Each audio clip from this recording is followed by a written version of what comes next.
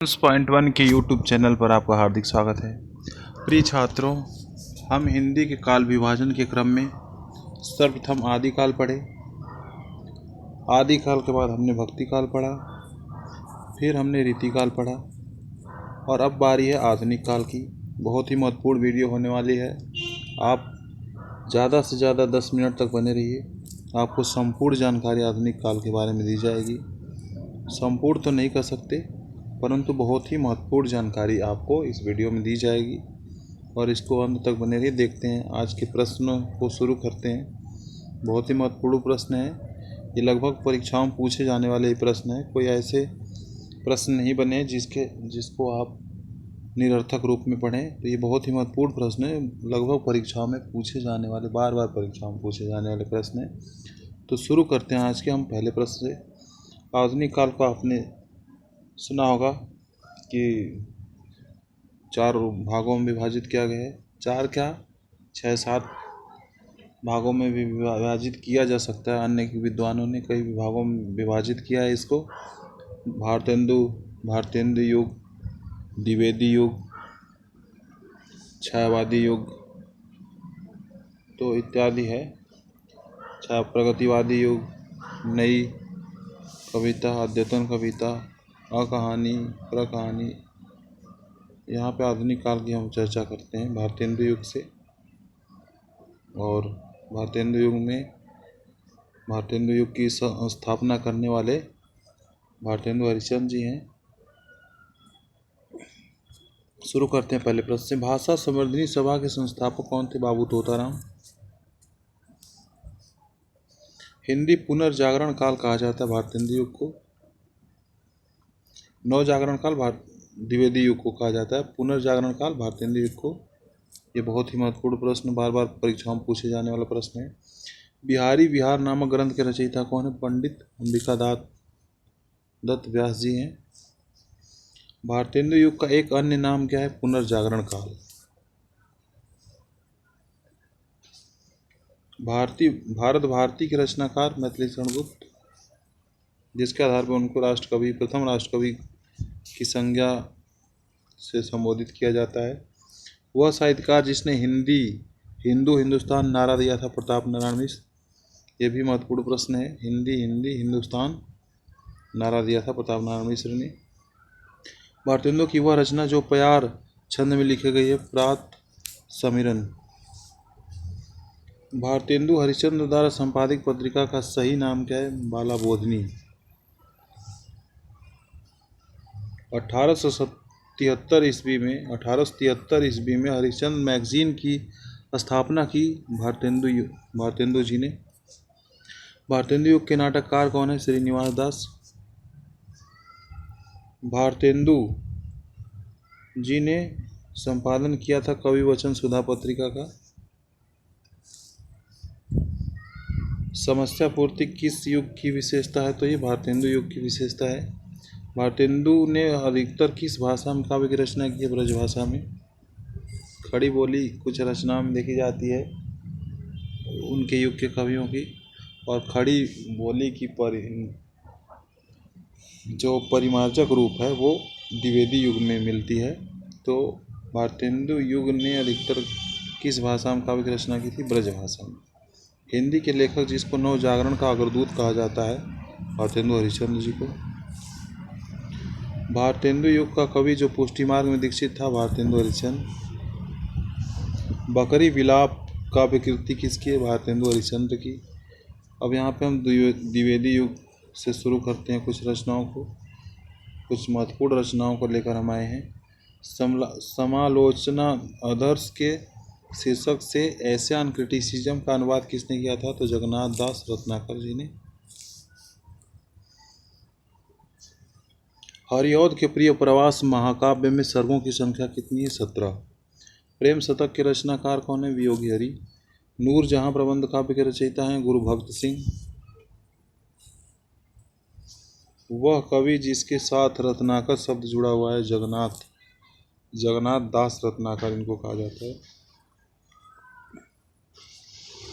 Gold Smith की कृति traveller का अनुवाद किसने किया था? श्रीधर पाठक। त्रिशूल उपनाम किसका है? गया प्रसाद शुक्ल स्नेही जी का। ब्रज कोकिल के नाम से प्रसिद्ध कवि कौन है? सत्यनारायण कविरत्न। उद्धव शतक में कितने छंद हैं? 116 छंद हैं। आचार्य शुक्ल के अनुसार स्वच्छंदतावाद के प्रवर्तक श्रीधर पाठक। उद्धव शतक के रचनाकार कौन है? जगन्नाथ दास रत्नाकर। जगन्नाथ दास रत्नाकर की रचना नहीं है भ्रमर दूत। हल्दी घाटी वीर रस प्रधान प्रबंध काव्य किसका है? श्याम नारायण पांडे का। सत्सईकार कवि कौन है? वियोगी हरि। ब्रज भाषा आधुनिक कालीन प्रसिद्ध कवि कौन है? जगन्नाथ दास रत्नाकर। भारत भारती काव्य का प्रकाशन किस वर्ष हुआ था? 1912 ईस्वी में। खड़ी बोली हिंदी का प्रथम महाकाव्य प्रिय प्रवास है। ये लगभग सभी परीक्षाओं में पूछे जाने वाले प्रश्न। DSSB, PGT, UGC net paper third, UPTGT 2004, 2001, 2016 में, राजस्थान लेक्चर भर्ती परीक्षा जीआईसी पीजीटी 2012 में। मैथिली शरण गुप्त कृत यशोधरा की विधा क्या है? चंपू। चंपू मतलब गद्य पद मिश्रित जो काव्य रचनाएं होती हैं उनको चंपू काव्य कहा जाता है। जकी उपनाम तखल्लुस से प्रसिद्ध हिंदी कवि जो उर्दू में गजलें लिखा करते थे वे जगन्नाथ दास रत्नाकर जी ही हैं। डॉक्टर रसाल का ब्रजभाषा काव्य है उद्धव शतक। अगले प्रश्न की तरफ हम बढ़ते हैं। आप all in one solutions point 1 का यूट्यूब चैनल देख रहे हैं। आपको इसमें बहुत सी महत्वपूर्ण कविताओं का वाचन, हिंदी साहित्य, व्याकरण इत्यादि पढ़ाया जाता है। आप इस वीडियो को देखें और समझें। आपको अन्य भी वीडियो इसी तरह मिलते रहेंगे। ये वीडियो आपके हिंदी भाषा से संबंधित और ऑल इन वन सॉल्यूशंस का मतलब भी आप समझते हैं कि ऑल इन वन सॉल्यूशन मतलब लगभग सभी महत्वपूर्ण विषयों के बारे में चर्चा किया जाता है। UP, TGT, PGT, super TET, TET, Rajasthan eligibility test, REET जिसको बोलते हैं, सी टेट, आपको साइकोलॉजी के भी टेस्ट इसमें कराए जाते हैं। तो आप इसको चैनल को सब्सक्राइब कर लेंगे तो आपको कुछ घाटा नहीं हो जाएगा, बल्कि बहुत सारे लाभ होंगे। तो इस वीडियो में बने रहिए। आप all in one solution point 1 का यूट्यूब चैनल देख रहे हैं। तो देखते हैं प्रिय प्रवास के रचयिता अयोध्या सिंह उपाध्याय हरिओद। खड़ी बोल के प्रथम महाकाव्य कहा जाता है जिसको। एकांतवासी योगी के रचयिता श्रीधर पाठक। महावीर प्रसाद द्विवेदी युग में समस्या पूर्ति का केंद्र था कानपुर। कानपुर में जो पत्रिकाएं छपती थी, जो रचनाएं होती थी, उसमें समस्या पूर्ति महत्वपूर्ण रूप से देखा जाता था। तो कानपुर ही वो स्थान था। कवि सम्राट की उपाधि दी गई है अयोध्या सिंह उपाध्याय हरिओद को। ये भी लगभग सभी परीक्षाओं में पूछा जाने वाला प्रश्न है।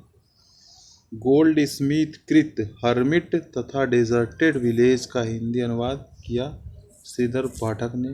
हर्मिट मतलब एकांतवासी होगी, डेजर्टेड विलेज ये है, इसका भी अनुवाद उन्होंने किया है।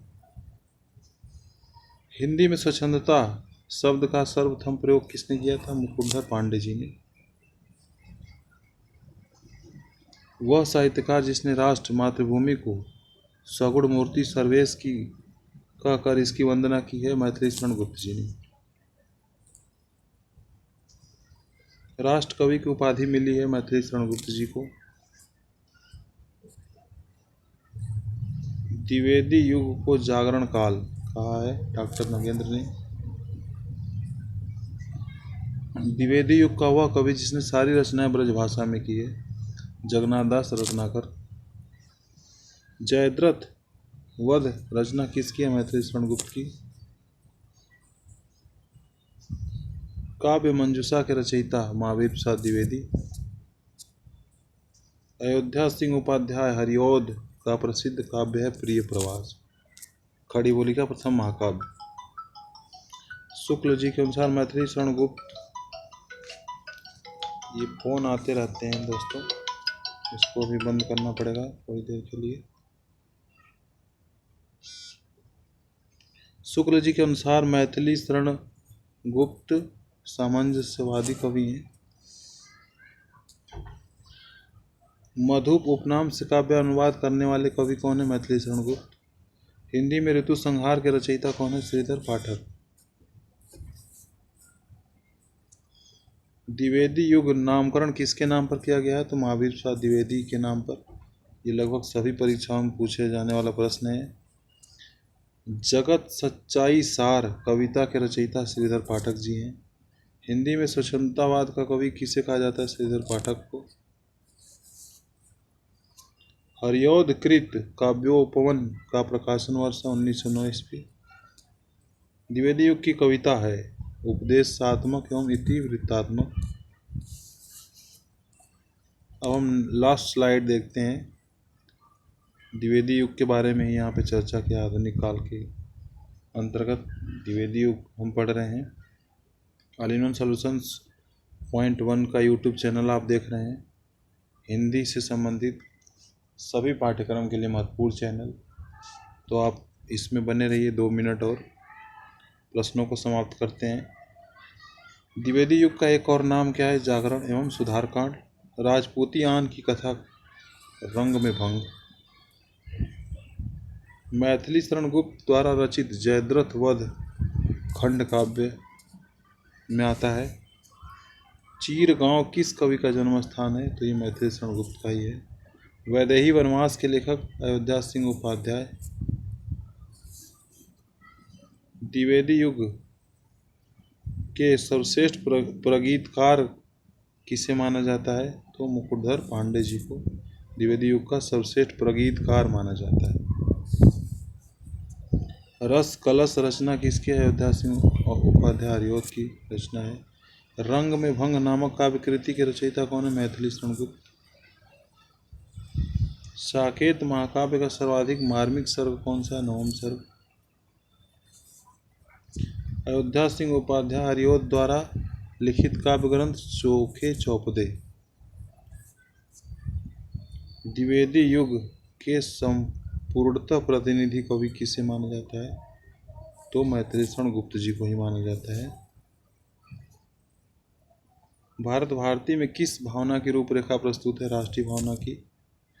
इस प्रश्न में आप देखते हैं कि द्विवेदी युग के संपूर्णतः प्रतिनिधि कवि मैथिली शरण गुप्त को माना जाता है, परंतु जो नामकरण का आधार है वो महावीर प्रसाद द्विवेदी के नाम से जाना जाता है। तो इसमें आप डाउट और दुविधा में मत रहें। भारत भारती में किस भावना की रूपरेखा प्रस्तुत है? राष्ट्रीय भावना, जिसके आधार पर मैथिली शरण गुप्त को राष्ट्र कवि की उपाधि दी गई है।